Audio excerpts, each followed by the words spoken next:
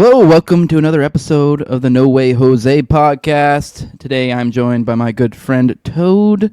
We have a long and storied past. We are continuing today our live reading series of Chaos Theory. We are on part 3. This will probably be the middle episode. I think we'll probably knock out the next 2 and then the rest in probably about 2 episodes or so.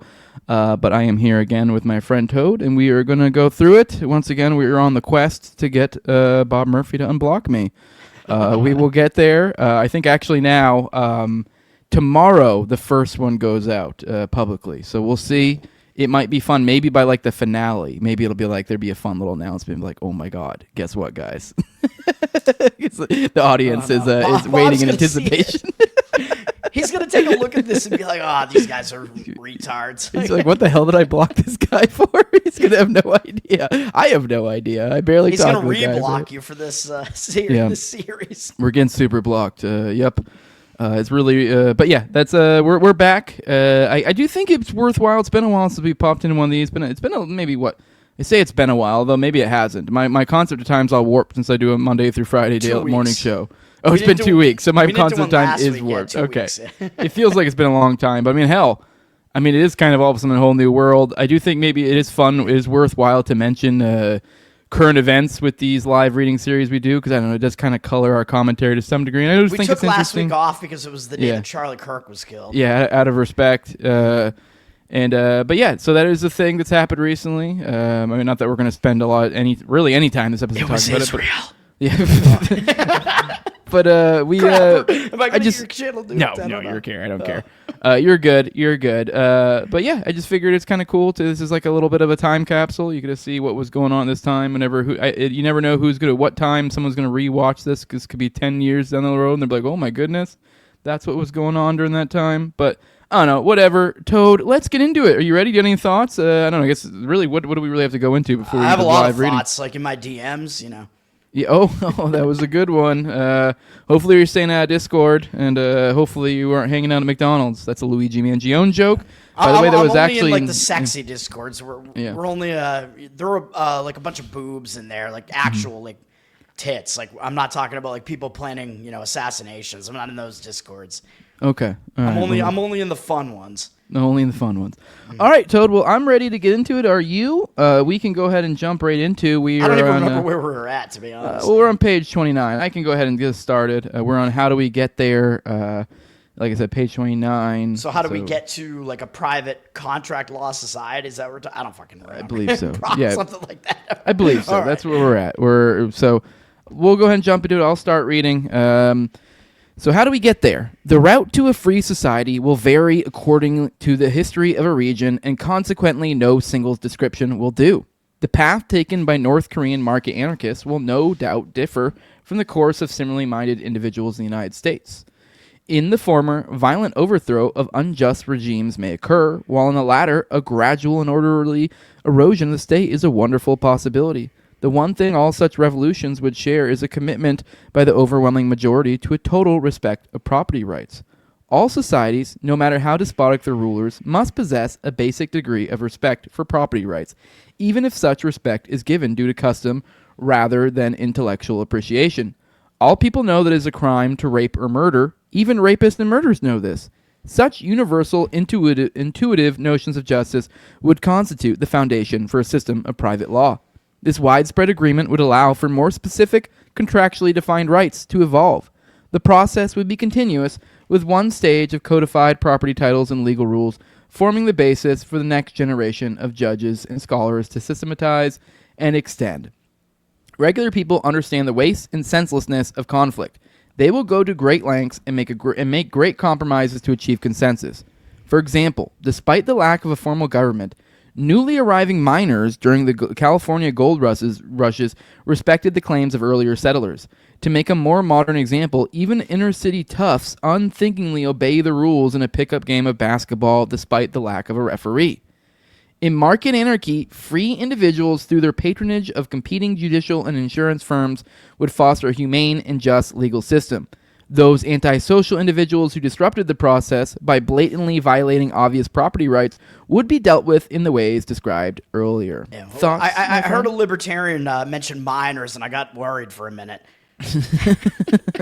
But I don't know. Any thoughts on this? The idea of kind of how do we get from there to market anarchy? Kind of going the idea of how this can pop up different in different areas.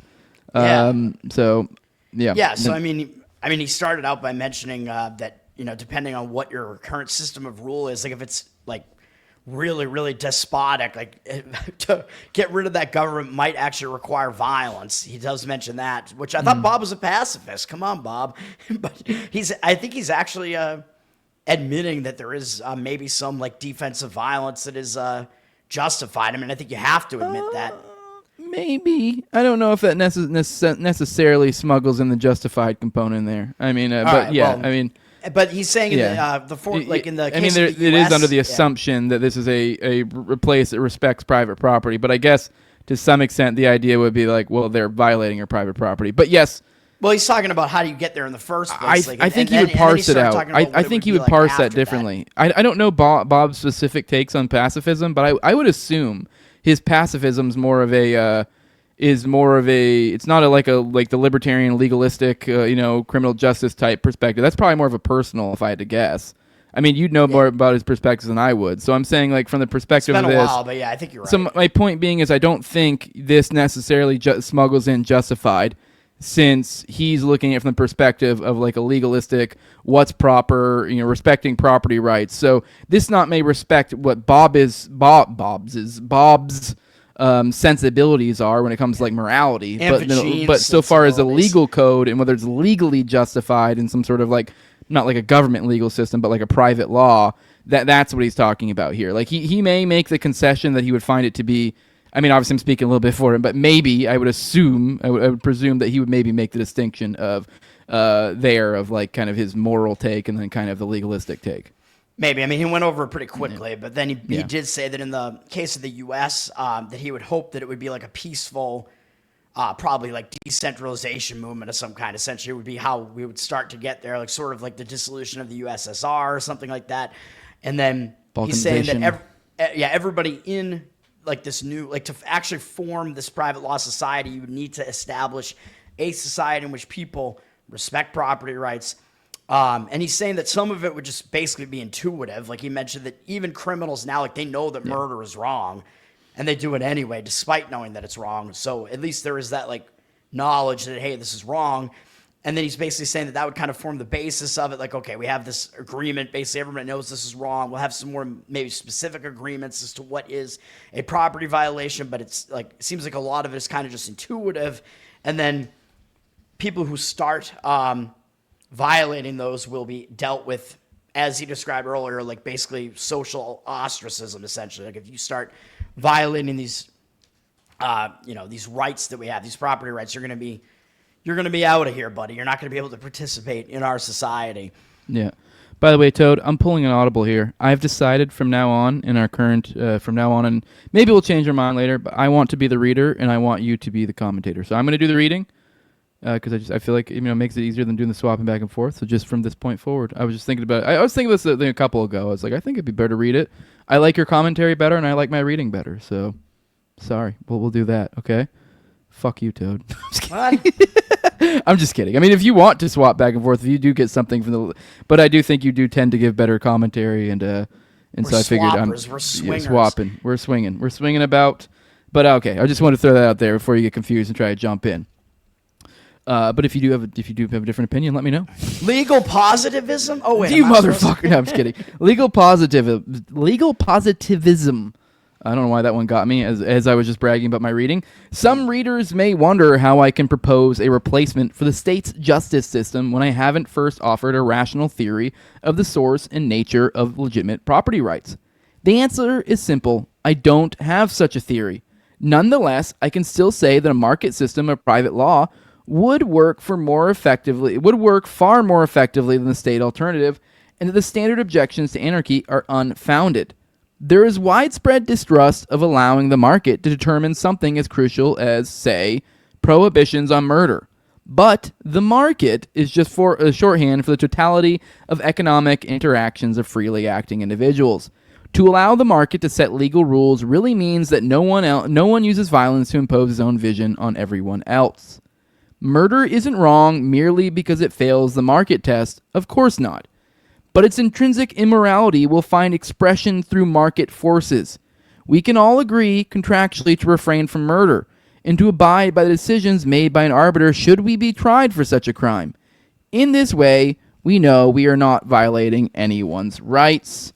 Now, after we have reached such agreement and are secure in our lives, we can let the philosophers and theologians argue about why murder is wrong.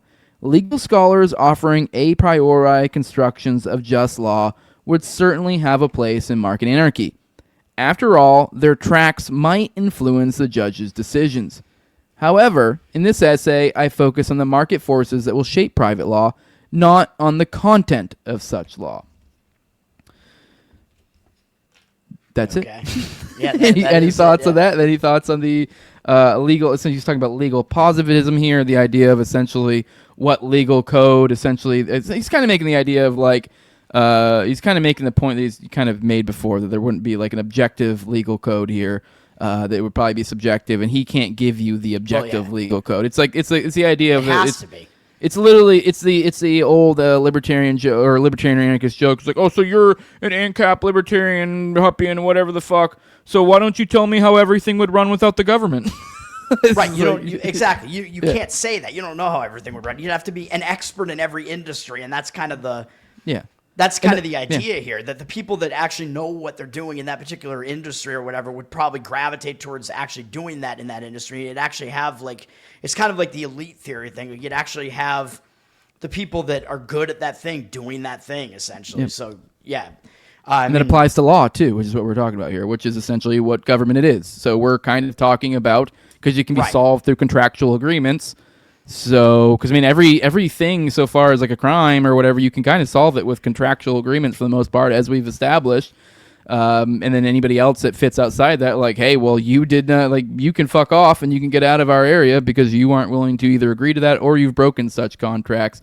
But anyway, point being is that, like, he's kind of driving these market concepts into government as well, which for some reason, when you talk to the conservatives out there, they'll talk about the free market until they're blue in the face, but then they won't apply it to other such things like the government, because economics kind of in a sense really is everything, because all it really is a study of human action. Right, like he's using the example of murder, which is like the pretty like that's kind of the simpler one in a way, but that's like the common example of like everybody knows this is wrong, this is a property violation. Well, how would that be handled if you don't have a state like adjudicating that or whatever, whatever. And he's saying that the market forces would basically take care of that by disincentivizing it in the first place, because you actually know that, oh, if I do this, I'm not going to be like allowed to participate in this society anymore, essentially. So that would disincentivize it. People would probably still do it, although it would be less prevalent. But then when they did, that's what would happen. Like they would be caught more effectively or whatever, and they would be essentially thrown out of society, which I assume that's what he's talking about in his, peaceful market anarchy or whatever. There's no death penalty in Bob Murphy's utopia or whatever. So these people are just going to be off like on an island somewhere. They'll be off on Little St. James, but with no children. Where will they go? Who cares? Isn't that the Rothbard line? Yeah, they're gonna have to deal with some buttholes that are decades older than what they prefer. But By the way, I'm not retarded, by the way, as far as like me being prevented from reading at all. Now I was valedictorian, bro. I'm not saying. I think I'm an ace at grammar. I just think I think I deliver it better with a little bit more flair, and then conversely, I think you give better commentary typically. So, right, well, hopefully, I'm going to be funnier now, though. Well, it doesn't have to be funny. You typically give more insightful commentary. You're more economically minded probably than I am, and we're doing theory, so you're better. Definitely have to be right now. Yeah. All right, let's go ahead and get to the next portion. Applications, Part 5. So far, I have concentrated on the crucial issues in a theoretical discussion of private law. Now I would like to illustrate the versatility of such a system in a wide variety of areas and contrast its performance with the monopolized government alternative. Product safety. One of the most common charges against pure laissez-faire is that a completely unregulated market would leave consumers at the mercy of ruthless businessmen. We are told that without benevolent government oversight, food would be poisonous, television sets would explode, and apartment buildings would collapse. It's true. Some critics would concede or might concede that in the long run, shady companies would eventually go out of business. But surely someone who sells a deadly hamburger should be immediately punished for this, on top of forfeiting future customers. As with other areas of law, I believe the market would deal with these sorts of cases through contractual pledges. When a consumer bought something, part of the package would be a guarantee, such as, if this product causes injury, as determined by a reputable arbitration agency, the customer is entitled to the standard damages. And just as individuals would likely need to be backed by a large insurance company before anyone would do business with them, so too would businesses need to be insured against possible customer lawsuits if they wanted to attract customers. We immediately see the system avoids the nightmare scenarios cooked up by proponents of government regulation. Let's take the case of air travel. The FAA, the Federal Aviation Administration, guarantees that airplanes have had proper maintenance, pilots are rested, etc. So customers don't need to worry about their planes crashing. In contrast, it's ironic. Yeah. I think it was like a year ago. They were having all sorts of problems. Anyways, let's keep going. We get all the DEI in there now.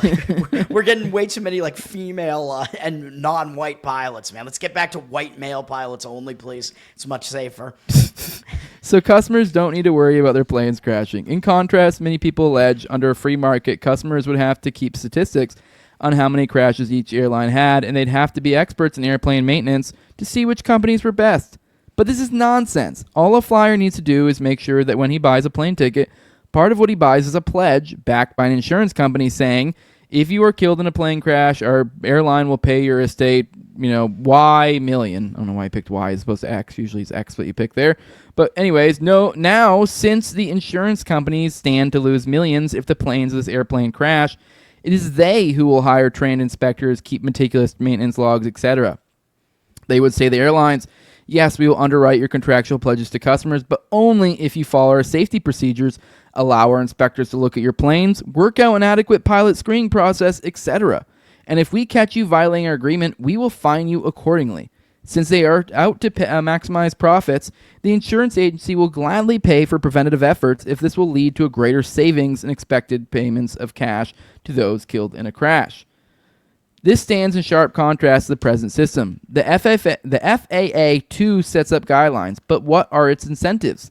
If there is a plane crash, the FAA itself will get more funding, since everyone will say the crash shows how awful the free market in airplanes is.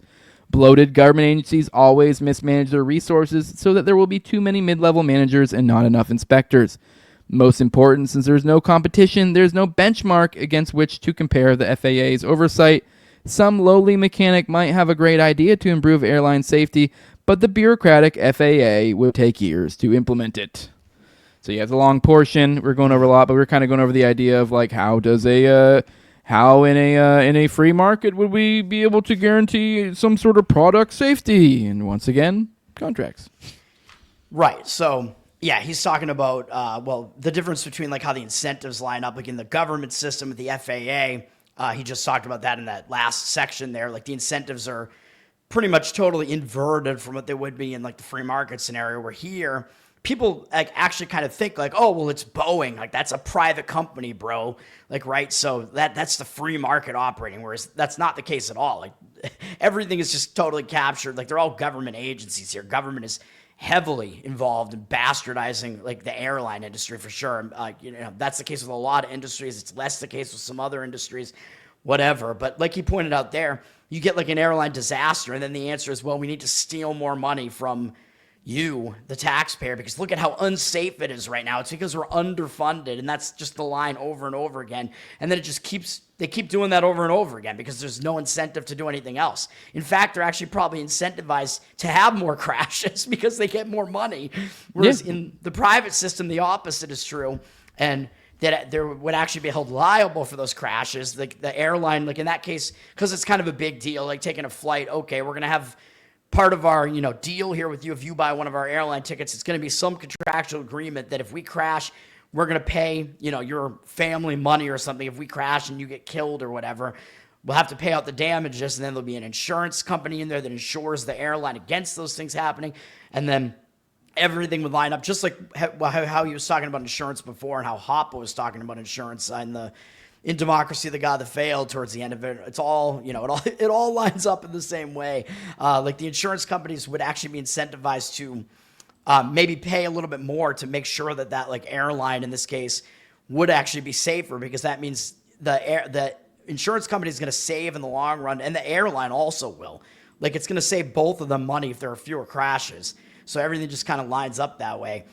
And then, there are other scenarios where he was talking about, like, earlier in that section, there were, I think, contracts would not be necessary, like, the poison hamburger or whatever. Like, that's kind of ridiculous. Like, I think that's just kind of an after the fact thing. Like, I think it's just kind of assumed, like, oh, I'm going to give you a few bucks and you're going to give me a hamburger. Like, that's it. Like, it's like the Mitch Hedberg thing, right? Like, Yeah. I give you money for a donut, you give me the donut. End of transaction. I don't need a receipt for this. We don't need to bring ink and paper into this. As though, some skeptical friend, don't even act like I didn't buy that donut. I got the documentation right here. No, like, that wouldn't need to be a thing. Like, I think if you get poisoned by, a donut or whatever, a burger, I think after the fact, like, there would be legal recourse in this system just after the fact. Like, it would just be like, if you could prove that it was that burger that, poisoned you and killed you or whatever, or, nearly killed you, because I guess if you have to be alive if you're still suing, but, or if your relatives are suing after it kills you, I mean, what I'm saying. Yeah, I mean, under his system, it's the idea of there's some sort of likely or in probably some sort of community where you've already bought into some sort of rules of conduct or some shit, and this is you're essentially contractually obligated to not behave in such a way. Essentially, is the point of that. But yeah, I get what you mean. It is like an implied thing that, like, with like the smaller transactions, for sure. I mean, it's like, I think what Bob's laying out is like kind of in this world there probably wouldn't even really necessarily have to be the concept of implied contracts, because a lot of it would already have been settled ahead of time just by whatever area you're living in or whatever. Right, like, it's set probably of this rules overarching or, thing. An agreement. Like, this restaurant just has this overarching agreement. Like, if we poison anyone, then we will pay this out or whatever, right? Exactly. And then that would line up again. They'd be insured, whatever. The insurance companies, would want everything would align. Like, oh, we need to make sure that, and that's how, like, the health inspection would work. It wouldn't be a government health inspector. It would actually, you'd probably have some actual agency that kind of, like, determines that, oh, like, you're going to have food that's not going to poison anybody. We're gonna do a better job making sure of that. Mm-hmm.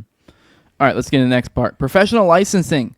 Closely related to the area of product safety is professional licensing. Let's use the example of medicine. Without government regulation, many believe patients would be at the mercy of quacks. Ignorant customers would go to whatever brain surgeon charged the lowest price and would be butchered on the operating table.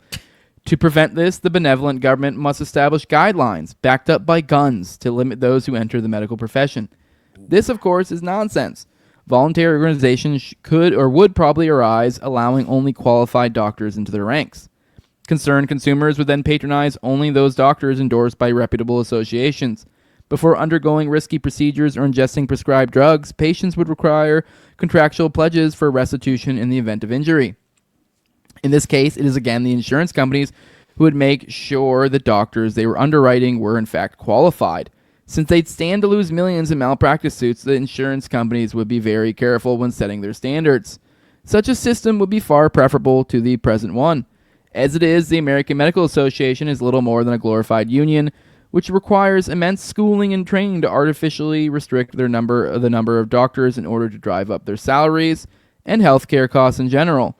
Without its monopoly, the AMA would be unable to check the growth in alternative therapies such as herbal that sidestep the current cozy alliance of big pharmaceutical companies, hospitals, and the government. One must also realize that the incentives of the Food and Drug Administration render it far too conservative. If people die because of a new drug that the FDA has approved, the FDA will be blamed. But if people die because the FDA has not approved a new drug, it won't be held accountable. The sickness itself will be blamed. Consequently, many potentially life-saving drugs are currently being withheld from dying patients. In a purely free market, patients would be allowed to take whatever drugs they wanted. Yeah, so I mean, the medical industry is like one of the biggest examples of something that's like just totally captured by the government. Like, you have just such craziness going on, and that part of that just made me think of like how things are just totally inverted in that industry. Like, I remember when I had my wisdom teeth out, like, which is, not a huge surgery. Like, when I was 19 or whatever, I had to do it because, I had impacted wisdom teeth, whatever. They had to come out. I remember I had to sign like a waiver or whatever that basically said, I will not hold you liable if I die. I'm like signing that is just so bizarre, man. And you're just like, well, I have to get these wisdom teeth out. Like, and I got this like crazy, like Hungarian surgeon. He was actually good, by the way. He did the whole thing in 15 minutes. Like he didn't even break the teeth. He just ripped them out. Like, well, I was like under, whatever that sedative is that they give you that kind of just like, it doesn't like totally put you out. You know what I'm talking about. Truth serum. Laughing gas or whatever. Yeah, like No, it was like it was an injection. I think it was like it was truth serum, basically, whatever that shit is. What sodium pentothal, I think, or something like that. I forget what it is. Yeah, I think in higher doses it's like a lethal injection, but like they give you some and it just makes you like woozy, so you like don't know what the fuck's going on, and you're like almost out. But then when you come to a little bit, like I don't know. Apparently you tell the truth, so hopefully they didn't interrogate me. But I was thinking about that. And then, of course, I mean, all the stuff during the COVID era was, I mean, that was a nice example of like what's going on with the medical industry. Like you got all these professionals that rise up in the medical industry and they're telling everybody the exact opposite of what they really should be doing. Like you must take this vaccine. You must not take ivermectin. Like people were not even allowed to get ivermectin. So, I'm assuming the FDA was, involved in that as well. Like you're basically not even allowed to have ivermectin in certain ways, in certain cases. So that's an example of them like blocking a drug that could potentially save people.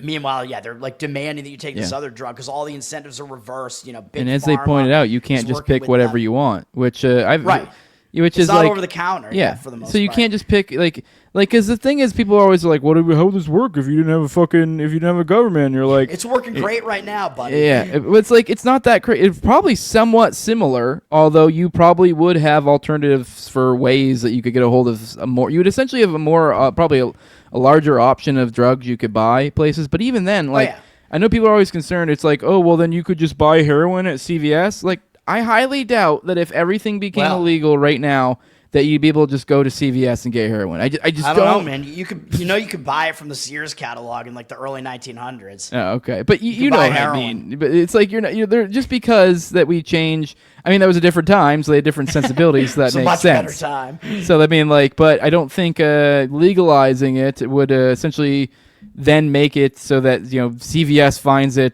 profitable or a good look for their business to start selling heroin at their store. It's like what Ron Paul said. Like Ron Paul just asked that question. He did it like in a really conservative place, like on the debate stage, whichever presidential campaign run that was. If you remember that, I think it was in like South Carolina, and he was saying we're going to legalize heroin, and everybody like booed him, and he was like, let me ask everybody in the audience this right now: if we were to legalize heroin tomorrow, how many of you would actually just shoot up right now? And it's like, well, like nobody raised their hand, like, no, I'm not going to do that. And he was like, see, so like why do we need this? You know what I mean? And that goes to your point. Like there'd be a very small market for it probably. And then on that point, like people think drugs and they think like heroin, like we're talking, but it's also like drugs, so far as like prescription drugs or something. There are people like, oh, poor people, what are they going to do, or this or that? They need insurance. Like, wouldn't it be nice if they could just get access to drugs? Like, yes, okay, maybe it'd be better if it was a prescribed thing or something under the tutelage of some sort of doctor. But if they're willing to take that risk because they can't afford to go see a doctor or something,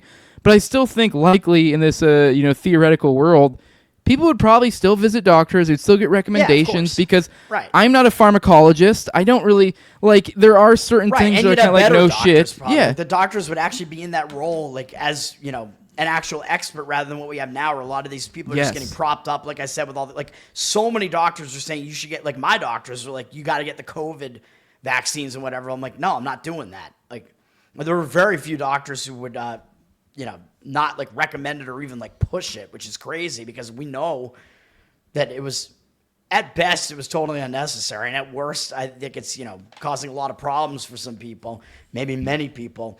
He also did point out like just how the medical industry is kind of like cartelized, where he talked about how there were restrictions on like the number of doctors.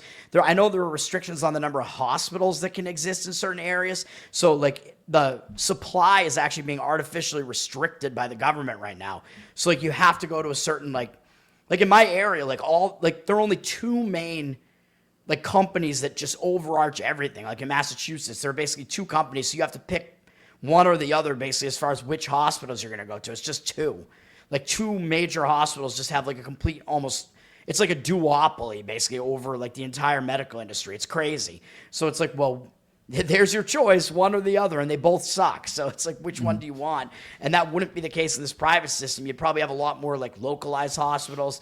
You'd be able to go to your local doctor, like your local Ron Paul, basically, go have your baby, go get him, check out your vagina, Yeah, you get Ron Paul, go check out your pussy.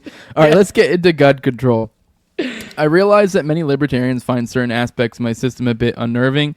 Without unconditional guarantees of abstract rights, it seems there would always be a danger of smuggling the state in through the back door.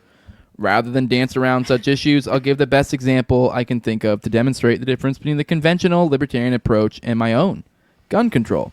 As we'll see, I don't think my approach is inconsistent with the libertarian creed, but I do think it will, at least initially, make many libertarians uncomfortable.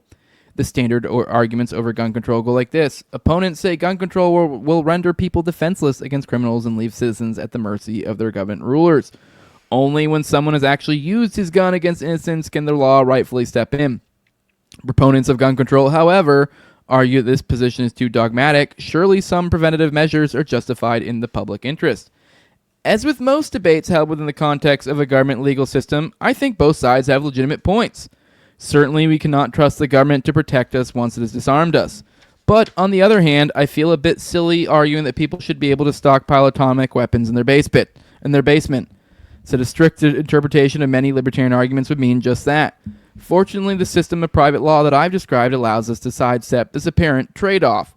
Recall that the penalties for injury and murder would be established by contractual pledges, underwritten by insurance companies. People allow Joe Smith onto their property because they know if he hurts someone, either he will directly pay the damages or insurance company will. The insurance company makes its money by charging appropriate premiums tailored to the individual client. If Joe Smith has been deemed guilty in the past of violent behavior, his insurance premiums will be accordingly higher. But there are other factors an insurance company would take into account when setting premiums besides past behavior. And one of these factors would undoubtedly be what sort of weapons does a client keep around the house. After all, if the insurance company is going to agree to pay, say, $10 million to the estate of anyone Joe Smith kills, the company will be very interesting to know whether Smith keeps sawed-off shotguns, let alone atomic weapons, in his basement. Someone who keeps such weapons is much more likely to harm others as far as the insurance company is concerned, and so his premiums will be that much higher. In fact, the risk of a client who kept nuclear or chemical, biological, etc. weapons would be so great that probably no policy would be offered. This approach is superior to the governmental one. Truly dangerous weapons would be restricted to individuals willing to pay the high premiums associated with their ownership. Kids couldn't buy bazookas at the local Kmart. On the other hand, there wouldn't be the slippery slope that there is now with all government gun control. We would never fear that all handguns would be banned, since the insurance companies would be out strictly to make profit, and it would be far more profitable to allow people to keep handguns and pay slightly higher premiums. As with all contracts under my system, those regulating guns would be completely voluntary, involving no violation of libertarian rights. The insurance company is not forcing people to give up their bazookas. All it's saying is if you want us to guarantee your contracts with others, you can't own a bazooka. The insurance companies are the just owners of their money, and it is thus perfectly within their rights to make such a request. This is far preferable to the government system, which has no accountability. If the politicians ban guns and cause thousands of people to be victimized by crime, nothing happens to them. But if an insurance company makes unreasonable demands of its clients, they will switch to a different company and will quickly go out of business. So what do you think? Is Bob a commie now? No. And we did forget to mention that, the private side of like the hospitals thing would just be the same thing. Everything's the same thing yet again. Like the hospitals would be insured, against the damages they might cause. And if they cause damage to somebody during like an operation or whatever, they'd have to pay out. There'd be a contract for that. Pretty simple. Everybody entering the contract would be voluntary. And now he's talking about guns, and I think libertarians have this like view of like, oh, everybody be able to own, like I want gay married couples or whatever to protect their marijuana plants machine guns, with nukes or whatever like that. That's not what would happen. Like people have to understand that's not what would happen in a private system. And now we have much like how the previous example, it's not like you probably would not be able to go into into CVS and get heroin if they made the heroin illegal. You'd probably, maybe at best, be able to get it from a CD gas station. You might be able to get some. You'd probably be able to get some sort of like opiate that like is in like a dose that makes sense. Whatever. Like people would be more incentivized. Like probably pretty expensive because they probably. One of the problems with the hard drugs right now is that they're all on the black market and they're like laced with other shit. Right. That's like. I think there's like fentanyl like in some of the other drugs and whatever, and people don't know what they're taking, so they don't know what the right dosage is. So that's part of the reason why, overdoses happen way more in a system like that.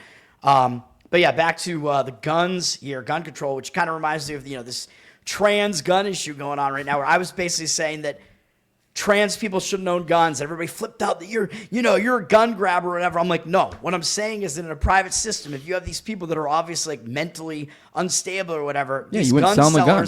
The gun sellers are not going to sell them guns. Like, because there's going to be implied. Okay, actually, I back up. Now, maybe there wouldn't be. I guess maybe this would be more on the insurance companies. I don't know how exactly it would be litigated. I guess, but like whether they would sell to you. I mean. I guess I'm trying to say like whether gun manufacturers. That's what's going on now. We should sue you would think there would probably be some. There would probably be some level of. I mean, this is obviously once again this would be something that they would figure out on their own in different ways because it's all subjective. But I would assume there'd be some level of something to mitigate that. Yeah. Well. Yeah, what the hell were we just even? I know. I actually as I said the last. Well, basically, I think there'd be more liability. Like I think there'd be liability more on the sellers. Like if the sellers actually. Oh, that's what I was getting. Yeah, I was saying the seller sell these weapons to people that are more violent. Like it's unfair, I think, they'd be held more completely. For it. I think it's a little unfair to completely put it on them. Like because it's like if I sell you a gun. No, I mean is it really on me if you kill someone? Who uses the gun, but yeah. But now if I sell you a gun. And I don't know, you're exhibiting behaviors that, I mean, I don't know. I guess maybe you could say it could reflect badly on you. I don't think you'd be legally liable, but I think you could at least say probably maybe buyers would be incentivized not to, or sellers would be incentivized not to because you would get a bad reputation as a gun salesman if that's what's going on. Well, he's talking about how like insurance. So the way insurance would work, like the insurance of like defense for an individual. Like the individual would actually be more likely to be able to get insurance at like a lower price if they had guns, like in order to protect themselves. So there's some element of that there, which we talked about with the HOPA stuff as well. And, the insurance would probably cost more if it was somebody that just didn't have guns and, were less likely to be able to defend themselves. So, okay, then you're going to have higher premiums. So then people would kind of be incentivized to buy guns to defend themselves. And then they'd kind of be like an opposite end of that spectrum where if people are just total lunatics like he's talking about here and they have like just like a complete arsenal in their basement and like bazookas and nukes and whatever, it's like what the fuck is this guy doing? Like insurance companies are probably not going to insure that guy because it's like, well, why do you have that? Like you don't need a nuke for self-defense. Like what's going on here? You know what I mean? And I mean, the market would be like set up such a way like nukes would be like so expensive that like nobody would even be able to buy one. It'd be basically prohibitive. Like it doesn't even make any sense. Yeah, I mean, it's ridiculous. They probably just wouldn't exist. I mean, I don't know. I guess maybe there'd be probably some onesies, twosies, or something. I don't know how that would work because it's like, what's the use of them? Anyways, right. I don't know. And then well, I don't know if there was anything else we were gonna say about that, but yeah, like. No, so I think the incentives, would just line up in those particular ways. And then, I mean, of course, with the system we have now, of course, the government is basically you're basically either incentivized or just kind of forced to like not even be able to own enough weapons to protect yourself. And then when you do practice self-defense, the government actually will prosecute you now, which that brought to mind. There's a recent case right now in Mississippi where I think like pretty much everybody is on the side of the shooter in this case, where it was a case where this dude, he had like a teenage daughter, and his teenage daughter had already been like sexually assaulted before by some dude that they knew or something, some older dude, and that dude like was like I don't even know if he was in prison at all for it or whatever, but he's out on the street right now, and that dude wound up kidnapping the daughter, and the father knew that it was him who had done it, so he went after the dude, and he actually found the dude in the process of the kidnapping on the road with the daughter in his vehicle. The father ran the dude's vehicle like off the road and basically wound up shooting him dead. And that dude is being charged with murder now. He's about to be like prosecuted for second-degree murder, and it was going to be like first degree, I think, at one point. So even in Mississippi, when it's obvious that you're like you're preventing your daughter from being kidnapped by shooting a dude dead who already sexually assaulted her in the past, and the dude that's the hero there, the father, is being prosecuted right now. And like I think like literally everybody that knows about this case is defending the father here. Obviously, like it's just insane. Like I can't even believe that thing is even going to go to trial. It's so bad. Well, I guess that only makes sense. We're going to talk about dangerous criminals now. Oh, yeah, all right. The supposed trade-off between individual liberty and public safety is also exemplified in the debates over legal technicalities. Conservatives like to complain about cases where a known murderer is set free by a bleeding heart judge simply because the police coerced a confession or forgot to read the suspect his rights. Liberals, such as Alan Dershowitz, respond that although such cases are unfortunate, they are necessary to keep the police in line. As with gun control, I am sympathetic to both sides of this in this debate. And again, I think my system can avoid both sorts of absurdities. To see this, let's suppose that through some quirk, a clearly guilty murderer has technically not violated any contractual provisions. Or suppose an arbiter, who would only be hearing murder cases because of past excellence in his rulings, for some reason makes an outrageous ruling and finds someone innocent of murder despite overwhelming evidence to the contrary. Perhaps he was technically acquitted. The murderer would not have to pay damages to the estate of his victim. However, the rules governing this episode would be quickly revised to prevent its recurrence. Private companies would be under much greater pressure than monopoly governments in the face of such bad publicity. There is another difference. Under a government system, someone acquitted on a technicality gets off scot-free. But under the private law system I've described, the killer's insurance company could still increase the premiums they've charged. It wouldn't matter whether their client had actually been convicted of a crime. Their only concern would be the likelihood that he would be convicted of a different crime in the future, because then they'd have to pay the damages. This analysis also resolves the issue of parole. Although most crimes would involve financial restitution rather than imprisonment, there would still be individuals who are too dangerous to be allowed loose. The insurance companies would determine this threshold. As long as a company were willing to pay for any damages a criminal might commit in the future, people would offer him work, let him rent a room, etc. Rehabilitation would thus be in the great financial interests of the companies in order to increase their pool of paying customers. On the other hand, truly dangerous individuals would not be paroled. Right now, the government has psychologists and other experts decide when sex offenders and murderers should be let back on the streets. Since they have no accountability, these ivory tower intellectuals often test out their theories on the hapless victims of recidivist criminals. Yeah. So, I mean, this kind of cuts this cuts to the heart of the concept when people get into, like, there was this recent bill about, like, whether they should lower the age to charge children and stuff like that. So this kind of gets to the crux of, like, well, should this guy get 10 years? Should this guy get 15 years? Well, that's why we're talking about this, market anarchy, private law, essentially. Like, this would be a subjective thing. It would be determined. This idea that there's some objective right or wrong here. Like, should children be charged as adults at 14 if they commit a premeditated violent crime, or should it be 16? What's the correct answer here? I don't know. It depends you know what I mean? on the Like, individual circumstance, yes. probably. Yeah. So. Yes, exactly. Yeah, I mean, of course, we're starting to get into this where, like, the system is totally inverted now, where, like, you could be somebody who's just committing an act of defense and you get prosecuted, whereas you have these people who are violent criminals who just keep getting let out. And the obvious example of that right now is, I don't even remember the dude's name, the black dude who stabbed the Ukrainian chick to death on the train, like, back in August. You know what I'm talking about. Everybody knows that case. Very, very well-known case. Irina was her name. Irina, yes. Irina Zarutska. And I don't even remember the dude's fucking name, but who gives a shit?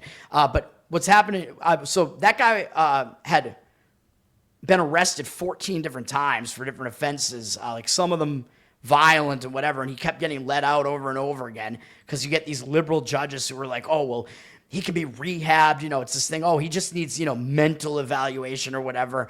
Yeah, great. He's out again. He commits a murder. And by the way, he's still not in jail. He's going into some, like, mental rehab thing again. It's happening again. It's insane. I can't even believe it. Like, after all this happened, like, this dude, clearly he's a guy that's not going to stop doing what he's doing. Like, and Bob is pointing out that in the private system, that would be handled way differently. Like, it wouldn't have even gotten to this point.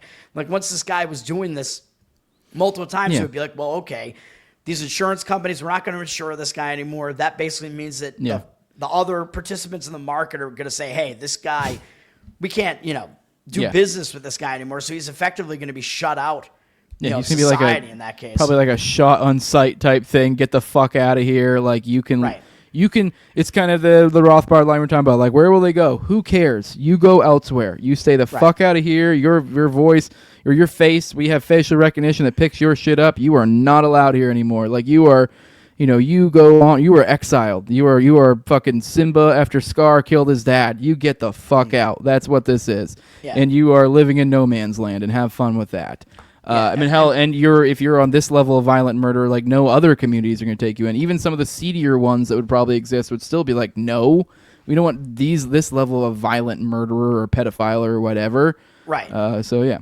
Right. And Bob is saying that like the people that like aren't really committing like sort of like recidivist crimes that we think may be like able to be rehabbed and whatever. He's kind of saying the incentives would actually line up in this private society such that people would actually want to rehab them. So they'd probably wind up in some rehab facility, some company that's, dealing with that, and they can figure that out and whatever. And like basically the like other participants in the free market, like the stores or whatever, they want more customers, right? So they actually be incentivized to say, hey, yeah, we should actually, this is what he's saying here, that we should actually rehabilitate as many of these people as possible so they can actually participate in the market again. But then of course, like we were just talking about, there, as he said in the last paragraph, there are also people that are just not going to stop like committing crimes that they're committing, and those people would wind up being out of society. And the free market's the preferable system for deciding which falls into which category here. Right. And I know Bob talks a lot about like plea deals as well. He talks about like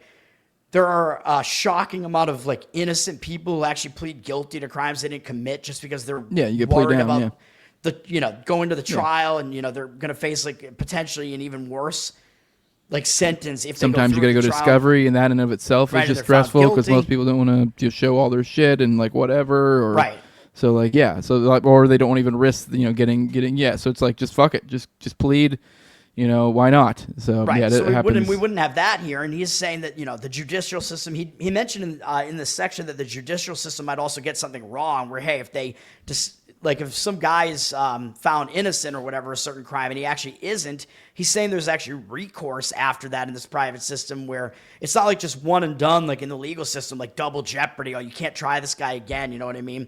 In this system, he's saying, well, if this guy who's actually guilty happens to be found innocent, by mistake or whatever through this judicial system, the insurance agencies can still be like, well, we actually are pretty sure this guy's guilty, so we're still not going to like insure this guy. You know what I mean? So there's this other way of handling that he talks about here, which I thought that was kind of interesting. All right, let's I'm going to read the conclusion, and then we'll just go right into plugs. We don't really need to give any commentary in the conclusion. Butt plugs. This he essay, mentioned Alan Dershowitz, by the way. He did. He did mention him as an example of a pedophile. I mean, a liberal. This essay has outlined the mechanics of purely voluntary market law. The main theme running throughout that is competition and accountability would force true experts to handle the important decisions that must be made in any legal system. It is a status myth that justice must be produced by a monopoly institution of organized violence. The argument of this essays are admittedly incomplete. Surely more thought is needed before a move to market anarchy becomes feasible. However, I ask that the reader resist the temptation to dismiss my ideas as unworkable without first specifying in what sense the government legal system works.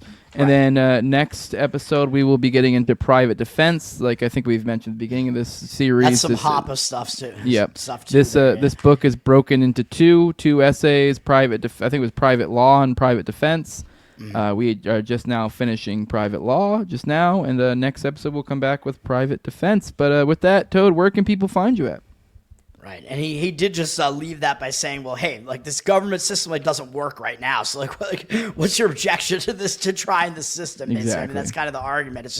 It's kind of a matter of like where how we do are we get now. there. And yeah, I mean, you got to try to convince people to do it, which is very difficult. You can find me Learn to Toad on Twitter and Learn to Toad on Instagram, which is my betting content is what I do on Instagram. My Twitter is just a mess right now. Where it's a lot of political posting and shit posting right now, and some betting content on there as well, and ukulele covers. I still do that too.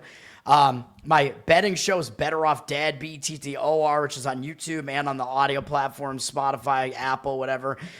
Covered in Uke is my ukulele channel on YouTube. And I have a Patreon, patreon.com/learn-to-toad. And at the higher levels, there's like a ukulele Spotify feed, and which is basically... And you'll show your fans your balls, too. Yeah, it's a uke podcast. I mean, if they ask me, I might. That's at the upper tier, man. Yeah. You got to pay me $100 a month at least for that. Yeah, you got to get the right price for that one, yeah. With the 2 zeros are the balls, And then, but the highest tier you get...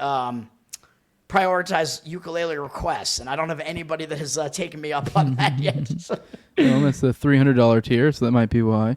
No, I think it's like 25. Oh, okay. All right. Well, maybe lower that a little bit. Whore yourself a little bit more out. 25 doesn't seem that high to me. I don't know. Yeah. All right. For those who want to support what I'm doing over here, leave a like, share, subscribe, comment, leave a 5-star review on iTunes or Spotify. Don't forget the show's on YouTube, Rumble, all the major audio podcatchers as well. If you want to support the show in the best way you really can, you can do that with money over at patreon.com/nowayjose2020. The lowest level is $2, and I do try to give you guys back value there. I do 1 to 2 episodes a week behind the paywall, just like this one right here. I also try to keep about 4 or so behind the paywall on any given time, just weeks of paywall content. You also get access to the ad-free RSS feed. You get access to the Telegram and access to the pre-show, post-show, and the video calls for me and Austin's weekly live call-in show, Already Dead. And the highest level is my sponsors, and I give them a big shout-out every week as a big thank you for everything they do. For example, I have my previous co-host on Tower Gang here with me, at Learn to Toad, also at Abrogate D's, at ZOVRECK, at _Infant Zeal, Tim Tuttle, at John Klebold, Will Bell's Delicious Blueberry Rabbit Eye Wine, and the big fan of the show, Torrin May, at Wayne Taculus, and the Catcher in the Rye. And with that, we are going to get out of here. I will see you guys on the next one of these. I love you all. Bye-bye. Peace.